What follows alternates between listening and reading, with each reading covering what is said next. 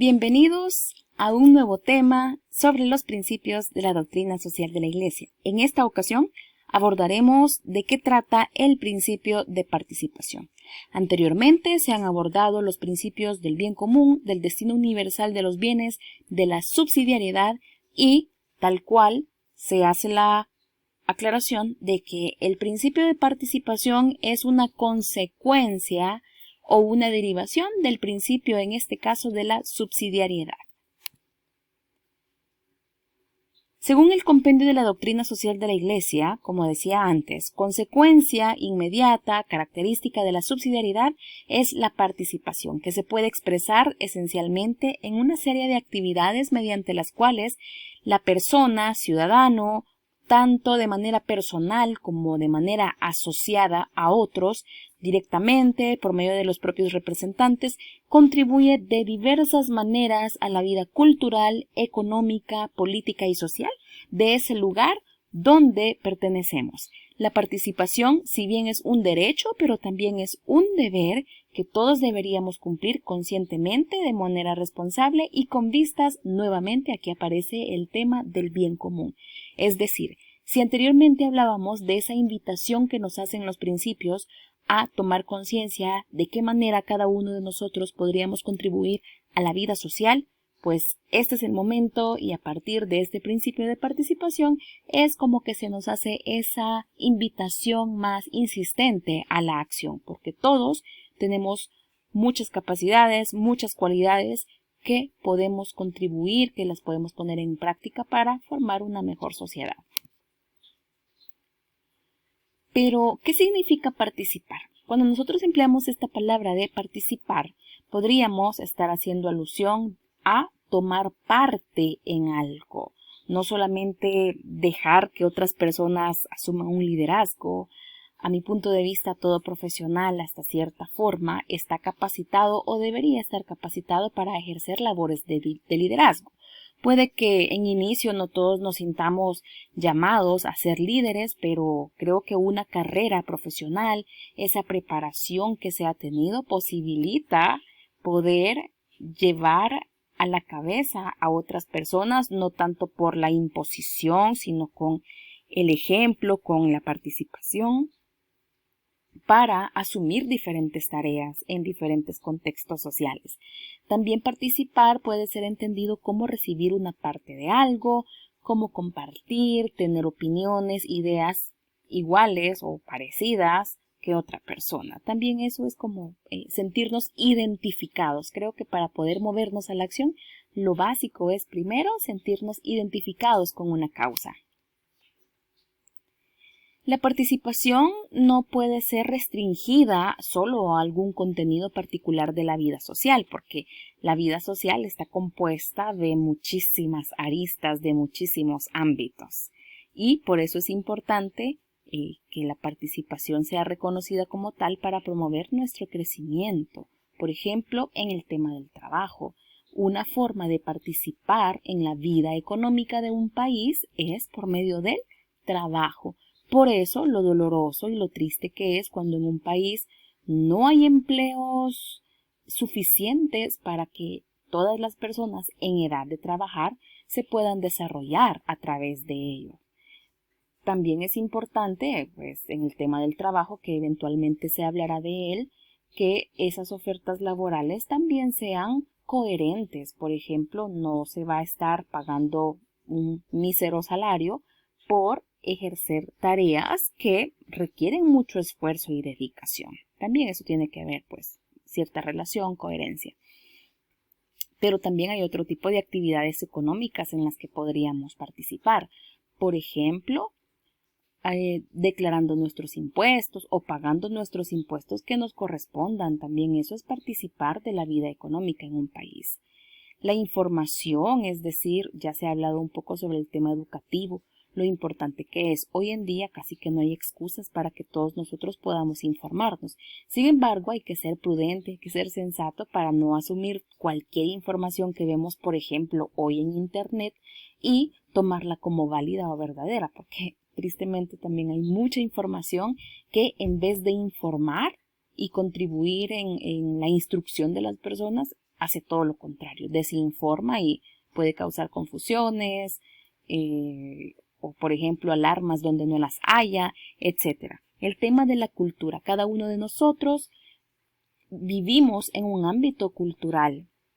Y no solamente se trata en aquello del patriotismo, ¿no? En aquellas costumbres, tradiciones muy propias de cada país. No solamente se trata de eso, sino, por ejemplo, en poder cultivarnos espiritualmente, es decir, eso es cultura también. No sé, por ejemplo, tener la posibilidad de participar algo tan sencillo como una obra de teatro, en las diversas manifestaciones del arte.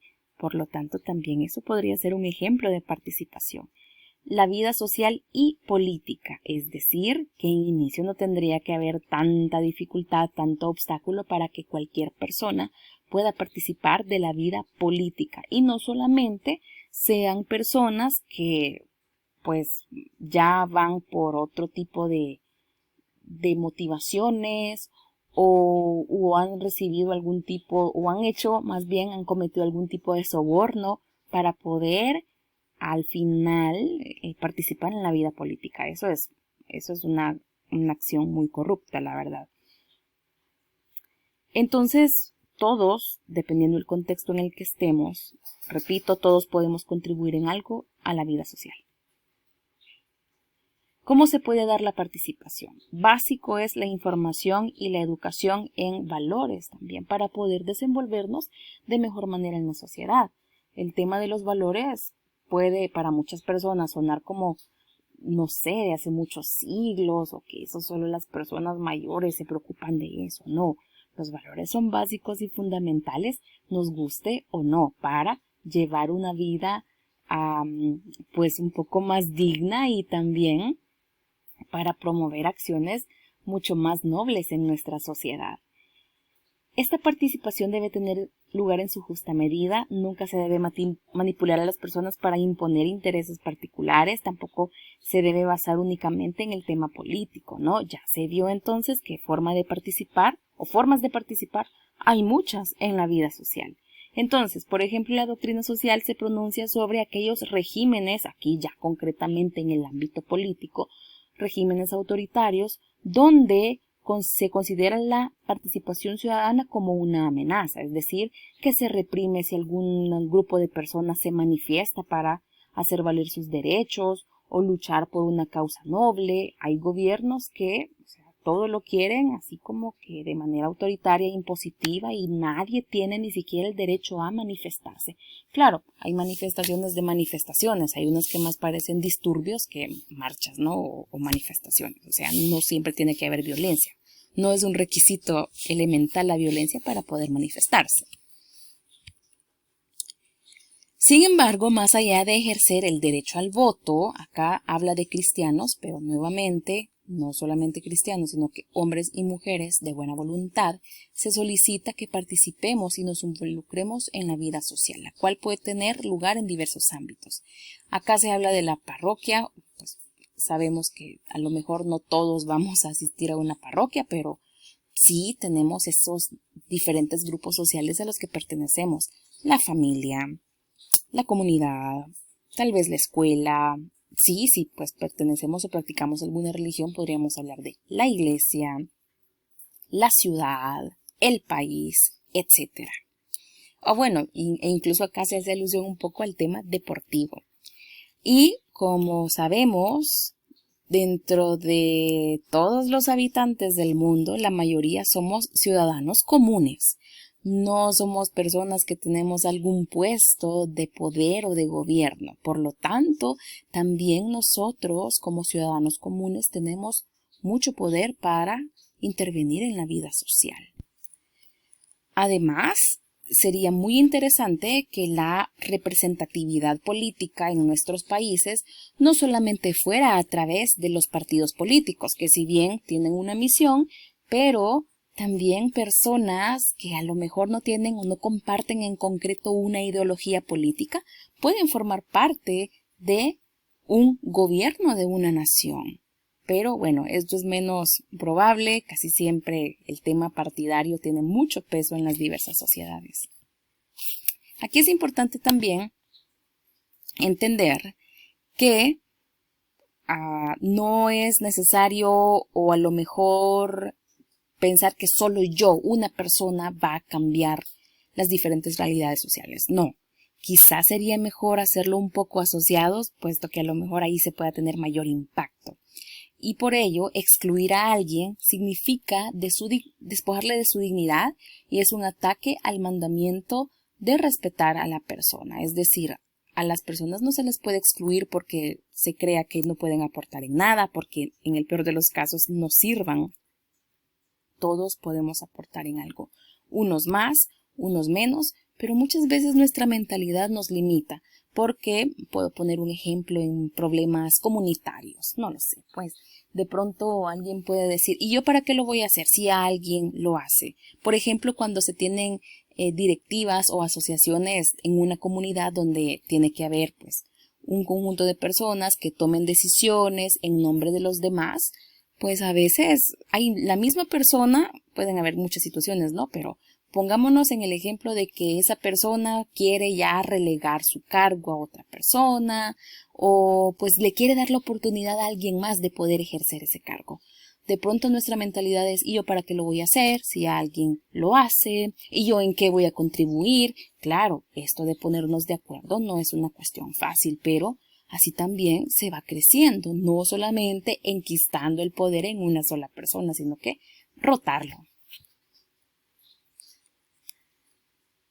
Una persona que no participa en los gastos de un pueblo con sus impuestos es una persona que no está cumpliendo con su deber. La importancia entonces de, como decíamos, contribuir también a la vida económica, porque a lo mejor todos nos vamos a ver beneficiados de ese pago puntual de impuestos. Una persona que no participa en elecciones es una persona que a lo mejor se siente limitada en su derecho de participar en la elección de aquellos que lo van a dirigir. Claro, de pronto el tema político provoca muchísimo descontento en la mayoría de personas porque no creemos que haya candidatos idóneos o de pronto en el peor de los casos toca escoger entre el menor daño posible, entre el menos peor de los candidatos. Es cierto, existe este descontento, pero eso no nos exime ni nos excluye de ese deber y derecho al mismo tiempo que tenemos de elegir a nuestros gobernantes. Por lo tanto, y una vez más, tomar conciencia de que todos, de acuerdo a nuestras capacidades, cualidades, podemos aportar en algo según el entorno social en el que nos encontremos.